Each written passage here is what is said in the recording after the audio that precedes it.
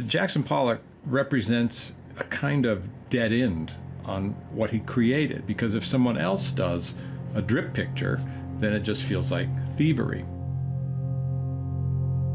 It's hailed around the world as one of the masterpieces in Pollock's career and in the history of American art of that period.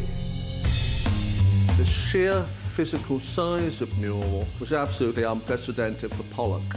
Peggy Guggenheim commissioned the picture after Mondrian and Duchamp gave her the nudge. That was unprecedented. And to the other artists, this was like hitting a home run in a World Series game. You know, during the Cold War, abstract expressionism was advanced as the American art form. Our artists are so free. They can make art that nobody understands or even likes. When Peggy Guggenheim decided to move back to Europe in 1947, she was looking at institutions that shared her approach to art and artists. So she wrote to her friend Lester Longman and said, "I'm shipping you a painting. I hope you would like it."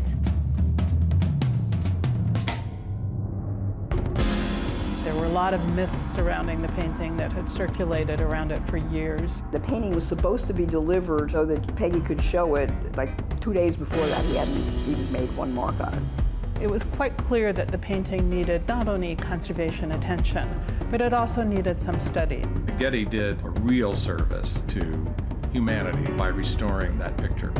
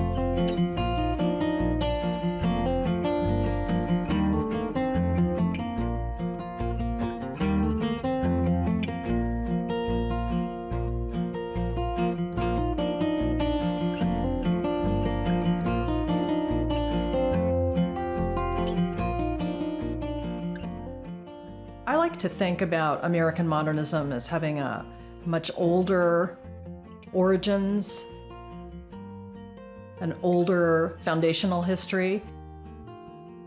So if we look at the long history, sort of a long trajectory of American modernism, starting at the turn of the last century, let's say, we have American modernism in the form of the Stieglitz Circle modernists, Marston Hartley and Georgia O'Keeffe, artists who are really engaged in creating abstract American art forms, very individually focused, sort of personal or signature styles, but keenly attuned to specific American ideas, philosophies, in an attempt to create a uniquely American form of modern art.